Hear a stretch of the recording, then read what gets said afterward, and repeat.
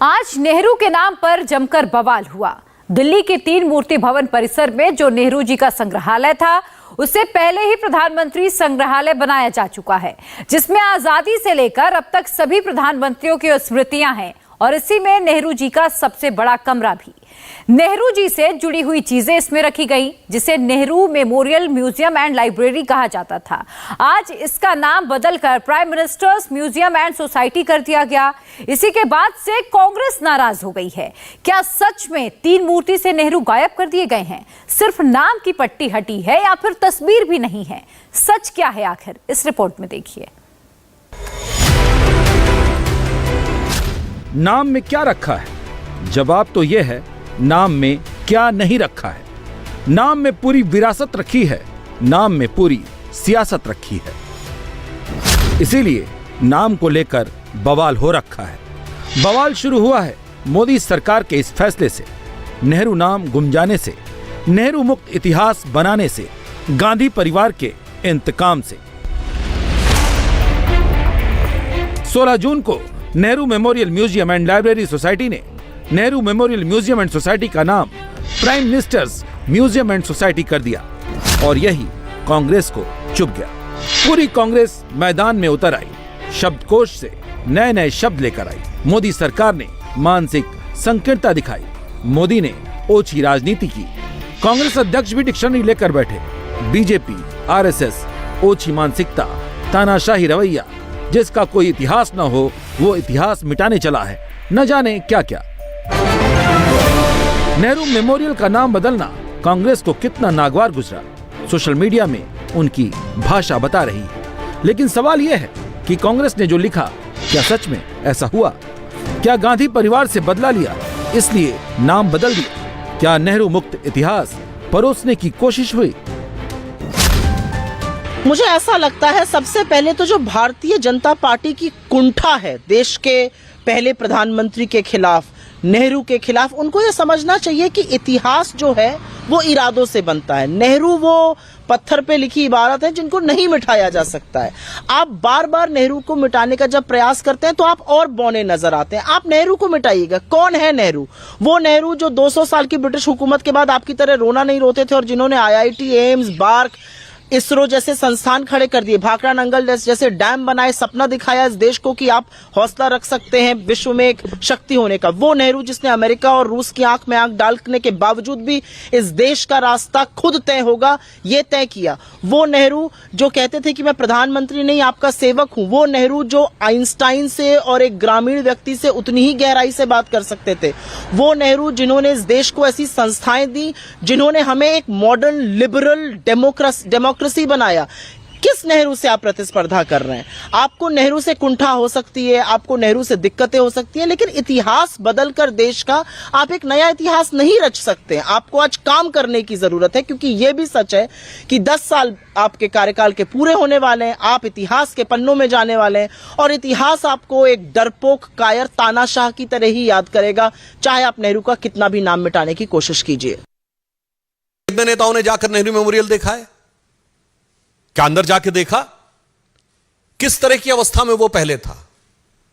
मतलब जिसे आम बोलचाल की भाषा में कहते हैं ना कि धूल फांक रहे थे, आज किस तरीके से व्यवस्थित करके, मैं नेहरू जी के ही पोर्शन की बात कर रहा हूं, नेहरू जी से जुड़ी चीजों के बारे में जिस प्रकार से व्यवस्थित करके, मॉडर्न स्वरूप में एडवांस टेक्नोलॉजी का यूज करके उसका डिजिटल डिपिक्शन यानी डिजिटल टेक्नोलॉजी के द्वारा उनके उस पूरे स्वरूप को व्यवस्थित रूप में रखने का कार्य किया है। क्या किसी ने जाके देखा? बगैर देखे ही बोलने लगते हैं। कांग्रेस को अपने नेताओं से क्या समस्या है ये बताइए। एक परिवार की बात करते हैं तो कोई इंदिरा जी से प्रॉब्लम है क्या? इंदिरा जी का भी तो उसमें पूरा व्यवस्थित रूप से दिखाया गया है कार्यकाल का। राजीव जी से कोई समस्या है क्या? या लाल बहादुर शास्त्री जी के प्रति थोड़ा कम हो तो समझ सकते हैं, नरसिम्हा राव जी के प्रति आपके मन में कटुता हो समझ सकते हैं, पर ये इंदिरा जी, राजीव जी से क्या समस्या है? मुझे समझ में नहीं आता है कि कांग्रेस के नेता अपने नेताओं के प्रति, मतलब मोदी जी के विरोध में वो अपने नेताओं का अपमान करने में नहीं चूकते हैं। सरदार पटेल की इतनी बड़ी मूर्ति बनी, आज तक बताइए कोई कांग्रेस का नेता गया हो वहां? विश्व की सबसे बड़ी मूर्ति नेताजी सुभाष चंद्र बोस की मूर्ति इंडिया गेट पे लगेगी तो विरोध में खड़े हो जाएंगे। और वहां पर यदि इंदिरा जी, राजीव जी, लाल बहादुर शास्त्री जी,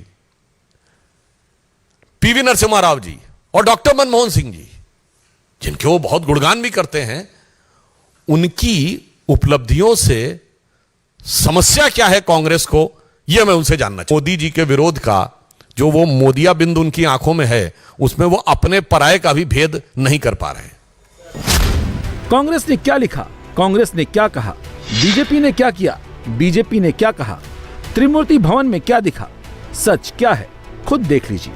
जो जगह सिर्फ एक प्रधानमंत्री के नाम से जानी जाती थी, जिसमें सिर्फ नेहरू से जुड़ी चीजें थीं, उसमें सभी प्रधानमंत्रियों को जगह दे दी गई है।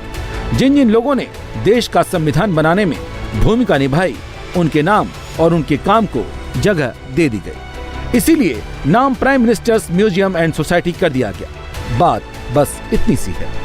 सामने की सारी गैलरी ये संविधान से संबंधित गैलरी है और इसमें हमारे पास 4 मुख्य कक्ष हैं।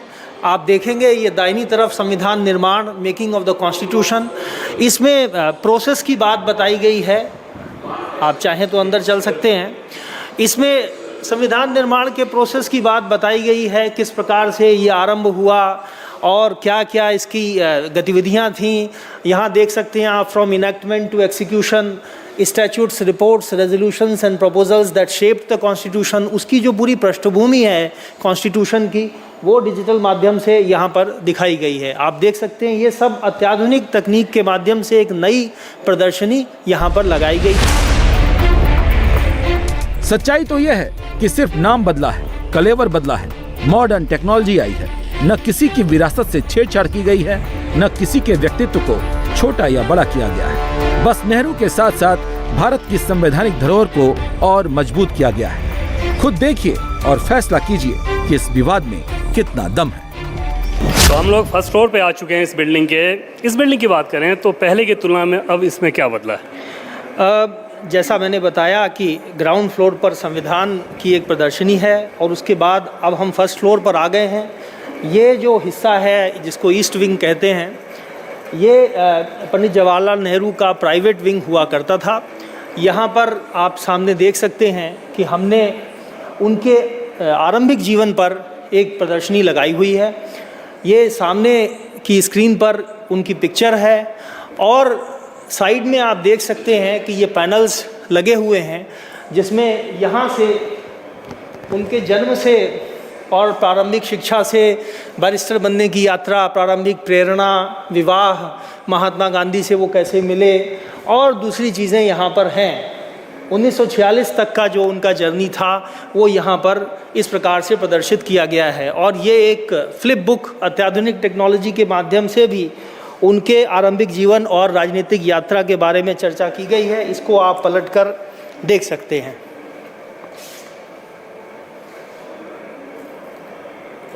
तो इसमें उनकी तस्वीरें और टेक्स्ट एक साथ आपको दिखाई पड़ता है।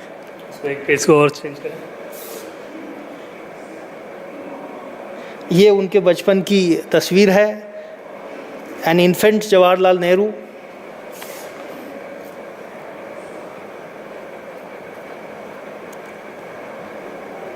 ये अपनी माताजी के साथ उनकी तस्वीर है। तो इस प्रकार से विजिटर्स को हमने एक आकर्षक माध्यम से आरंभिक जीवन के बारे में नेहरू जी के बताने की कोशिश की है। यहाँ ये टेक्नोलॉजी बहुत खास दिख रही है कि इस पन्ने पे कुछ नहीं लिखा हुआ है, जी। फिर भी जब एक बार उसको आप पलटते हैं जी, उसके बाद जैसे अभी एकदम जी सफेद दिख रहा है। जी। तो जैसा मैंने कहा कि म्यूज़ियम अत्याधुनिक तकनीक का इस्तेमाल करता है, सब प्रकार की जितनी भी आज अवेलेबल हैं कहीं पर भी उनका इस्तेमाल यहाँ पर किया गया है। जो भी रिलायबल टेक्नोलॉजी है सबका इस्तेमाल किया गया है। भारत के सभी प्रधानमंत्रियों की कहानी को एक आकर्षक तरीके से, रुचिकर तरीके से बयान करने के लिए। क्या इसे देखकर आपको भी लगता है कि पंडित नेहरू के योगदान में कुछ कमी की गई है? सच पूछिए तो नई टेक्नोलॉजी से पंडित नेहरू के योगदान को और भी बुलंद किया गया है। अभी हम लोग जिस कमरे में आए हैं, ये पंडित नेहरू का निधन इसी कमरे में हुआ था और इसमें क्या कुछ किया गया है, इनसे जानते हैं रवि मिश्रा जी से। सर, इस कमरे में क्या कुछ बदलाव किया गया? देखिए, इस कक्ष को हमने यथावत मेंटेन किया है। ये पिछले 50 वर्षों से जो उनका सामान था निजी, वो सारा यहाँ पर वैसा ही रखा हुआ है। हमने केवल इसको रिनोवेट किया है, इसकी सफाई करवाई है। इसके लिए जो आवश्यक रिपेयर कराना था, जैसा आप देख सकते हैं, ये कारपेट सब ओरिजिनल है, लेकिन इसको साफ़ किया गया है। ये जो फर्नीचर है, इसको साफ़ करके पॉलिश करके दोबारा से यहाँ पर स्थापित किया गया है। लेकिन इसका जो मूल स्वरूप है, उसमें हमने किसी भी प्रकार का परिवर्तन नहीं किया है, क्योंकि ये उनका प्राइवेट विंग था। का अध्ययन कक्ष हुआ करता था और ये भी विगत 50 वर्षों से एज इट इज़ मेंटेन किया गया है। और हमने इसको केवल रिपेयर किया है, रिनोवेट किया है, इसकी सफाई करवाई है। थोड़ा सा आप देख सकते हैं कि इसमें नया पेंट करवाया गया है, सिविल इलेक्ट्रिकल वर्क, जिससे इसमें रोशनी थोड़ी ज़्यादा हो, ताकि दर्शकों को, विजिटर्स को देखने में आसानी हो।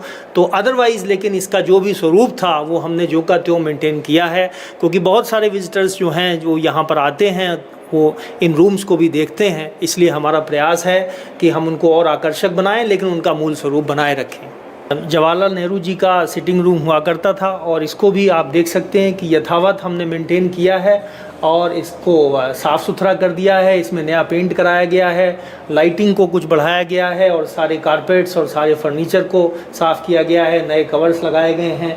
तो इसको एक अधिक आकर्षक और अद्यतन रूप देने का प्रयत्न किया गया है। लेकिन ये सारी चीज़ें ओरिजिनल जैसी थीं, ये वैसी की वैसी ही मेंटेन की गई हैं। प्रदर्शनी नहीं थी, ये इसको बॉल रूम कहा जाता था। तो ये आप देख रहे हैं कि काफ़ी बड़ा हॉल है। और अब हमने यहाँ पर पंडित जवाहरलाल नेहरू की जो मुख्य प्रदर्शनी है, मुख्य दीर्घा है, वो यहाँ पर हमने बनाई है। आप देख सकते हैं यहाँ पर जो उनकी ट्रिस्ट विथ डेस्टिनी स्पीच थी, वो यहाँ पर टेक्सचुअल माध्यम से प्रदर्शित की गई है। और इसके नीचे आपको दिखेंगे कुछ पत्र। और मैं आपको बता दूं कि इस संग्रहालय का ये भी एक बड़ा आकर्षक फीचर है कि एनएमएमएल के आर्काइव से निकालकर हमने हर प्रधानमंत्री से संबंधित कुछ महत्वपूर्ण दस्तावेज, कुछ पत्र या कुछ अन्य ऐसी चीज़ें जो हैं, वो भी यहाँ पर डिजिटल और फिजिकल दोनों माध्यमों से प्रदर्शित की हैं। जैसे ये पत्र यहाँ पर हैं और ये आगे भी आपको दिखेंगे पंडित नेहरू से संबंधित। Living room, study room, bedroom, सब कुछ जस का तस। तो फिर कांग्रेस को दिक्कत क्यों है? ऐसा भी नहीं है कि दूसरे प्रधानमंत्रियों के योगदान को दर्शाया गया हो और इंदिरा गांधी, राजीव गांधी, मनमोहन सिंह को हटा दिया गया हो। सबको जगह दी गई है। फिर कांग्रेस को क्यों लगता है कि मोदी सरकार नेहरू के अस्तित्व को मिटा रही है? मोदी जी को वाजपेयी जी का एक वक्तव्य याद दिलाना चाहता हूँ, छोटे मन से कोई बड़ा नहीं बन सकता। मोदी जी, आज आपने पुनः छोटा मन देश के सामने अपना छोटा मन दिखा दिया। आप मोदी जी का नाम तो नेहरू मेमोरियल से पंडित जी का नाम तो हटा दोगे, पर 140 करोड़ देशवासियों के दिल में आर्किटेक्ट ऑफ मॉडर्न इंडिया के रूप में पंडित जी का नाम अंकित है, उसको कैसे हटाओगे? मोदी जी, आपकी प्रॉब्लम ये है कि 9.5 साल तक प्रधानमंत्री रहने के बावजूद आप पंडित जी के मुकाबले अभी तक यहाँ तक पहुँचे। पंडित जी का व्यक्तित्व वहाँ पे है, तो आप उनका व्यक्तित्व का मुकाबला नहीं कर पा रहे, तो उनका नाम हटाने का आपने फैसला कर लिया। पर जैसा महात्मा गांधी ने कहा है कि महापुरुषों का जितना अपमान होता है, उतना ही उनका मान बढ़ता जाता है। तो आप इस तरह की छोटे हरकतें और छोटा मन देश के सामने दिखाते रहिए, पर जो पंडित जी का व्यक्तित्व है वो इतना विशाल है, वो इतना महान है। As an architect of modern India वो देश के लोगों के मन में है, उसको दुनिया की कोई ताकत नहीं मिटा सकती। सवाल तब उठता जब नेहरू की जगह मोदी का नाम कर दिया जाता। सवाल तब उठता जब नेहरू के योगदान को कम कर दिया जाता। सवाल तब उठता जब कांग्रेस के चुने प्रधानमंत्रियों की भूमिका कम कर दी जाती। लेकिन ऐसा तो कुछ नहीं हुआ। लग ऐसा रहा है कि कांग्रेस को बस मोदी विरोध के नाम पर विरोध करना है, गलत सही की तह तक नहीं जाना है। जबकि सच्चाई ये है कि मोदी सरकार ने prime ministers museum and society नाम रखकर आजाद भारत में लोकतंत्र की सामूहिक यात्रा को दर्शाया है। और जब इस म्यूजियम में दर्शक जाएंगे तो नेहरू के साथ साथ हर प्रधानमंत्री के योगदान को देख पाएंगे। इससे भारतीय लोकतंत्र की बुनियाद ही मजबूत होगी। लेकिन कांग्रेस है कि नाम पर अटक गई है। इंडिया टीवी हर वक्त हर जगह डाउनलोड करने के लिए सर्च करें India TV news Google play store या ऐप स्टोर पर।